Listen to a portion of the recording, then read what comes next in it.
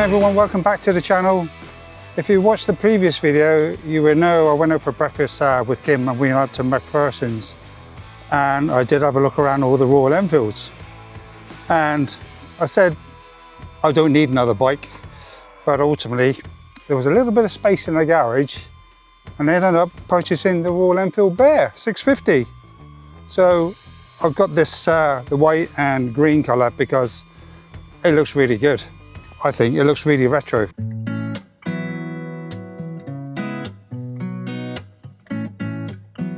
Currently, Royal Enfield are running a 0% offer, half down now, wait 2 years, put the other half down. And I thought, it's too good to miss, and there's room in the garage for one more, as there always is. So yeah, I've ended up with a Royal Enfield Bear 650. So the sacrifice I've had to make for this bike is I've put the TL1000 away, I put her to bed. She's uninsured and untaxed, tucked in the corner of the garage, out the way. There's two reasons for that. One is obviously the Bear, I need to make room for that and insure this. And two, I've got the old Honda 404 out. I need to get that finished this year if I can. To show you a quick picture of the state it's in now. While we digress with the Honda, it needs top end build and the paintwork done and then basically put back together. So yeah, hence why the TL is packed away.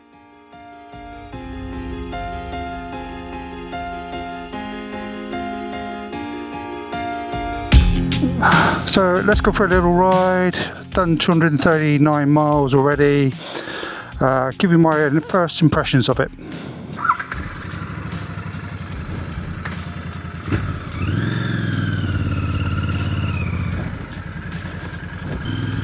So this is an old World War II airfield, by the way, we're riding through.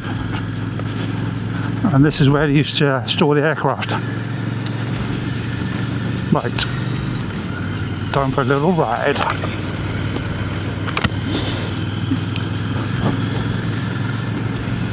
Yeah, so 239 miles in, 240 miles in. What's my first impressions? Well, I did test ride it first.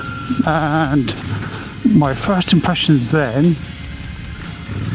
was it's really quite harsh on the suspension, and I knew that because I read the reviews about it and saw a few videos on that, so I knew it was going to be harsh, and it is quite harsh to be fair.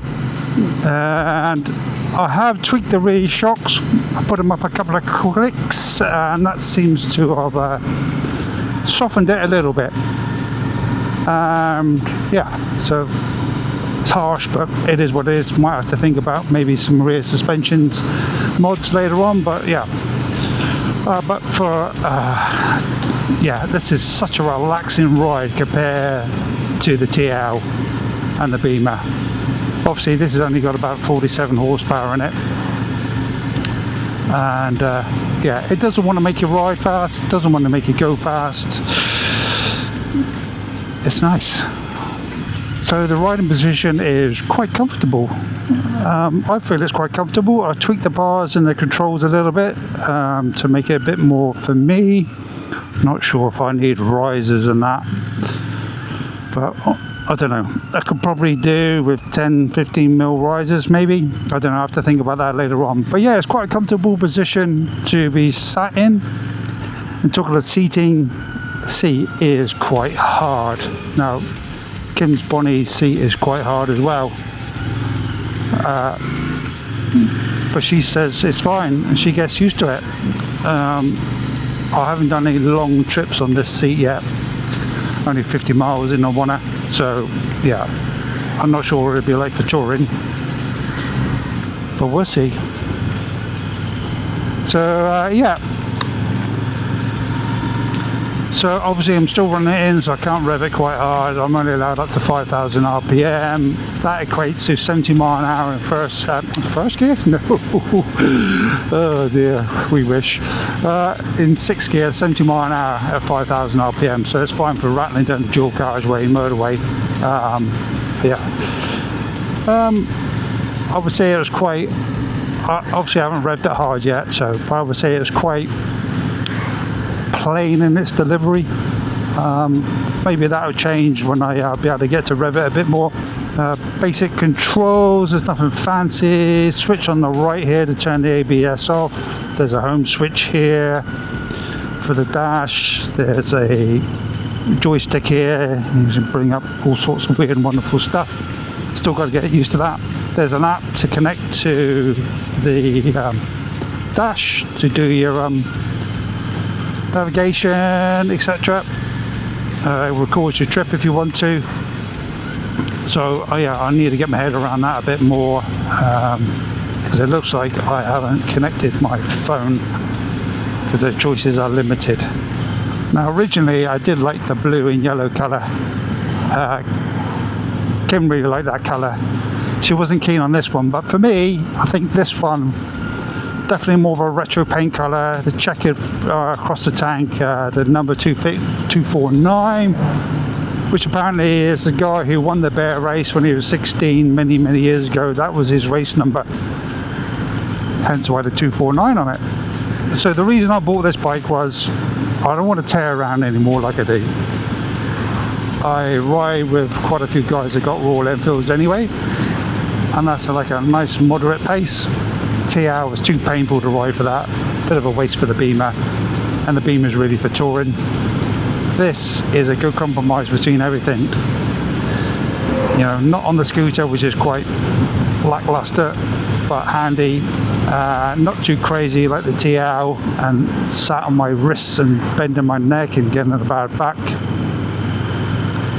So yeah, this is a good middle ground for me, and I'll tell you what, I'm enjoying it at the moment. It's just don't feel I want to race around, just a relaxed ride, you know, if you know what I mean. Just want to chill, take in the scenery, enjoy the ride more. Yeah, so definitely got to think about when you're going to pass people, I would say.